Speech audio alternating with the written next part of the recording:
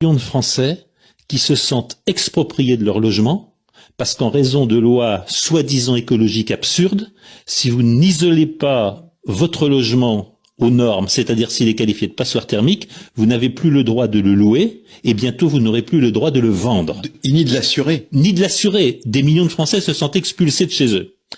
Même chose pour le droit de circuler avec votre voiture. Vous vivez dans ces maisons depuis 5 siècles, quoi. Exactement.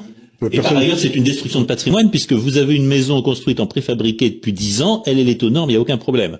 En revanche, le bâti ancien, historique, quelquefois de grande qualité, les cœurs de village vont devenir inhabitables, il sera impossible de les louer, il sera impossible de les habiter. Donc ils vont tomber en ruine. Ils vont tomber en ruine. On organise la mise en ruine, on organise la destruction du bâti français ancien et de qualité. Et pourquoi ? Deuxième chose, au nom des normes d'isolation, zéro carbone, lutte contre le réchauffement climatique. Deuxième raison égale totalement hors sol.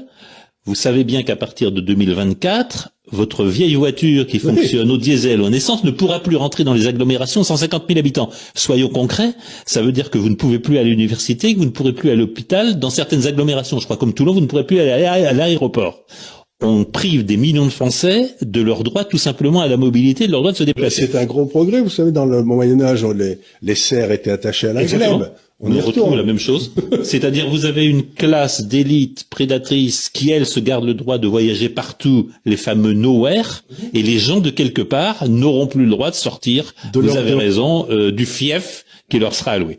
Et puis la troisième chose, c'est quand même l'escroquerie numérique et du digital, avec un totalitarisme qui s'avance et que personne ne veut voir venir.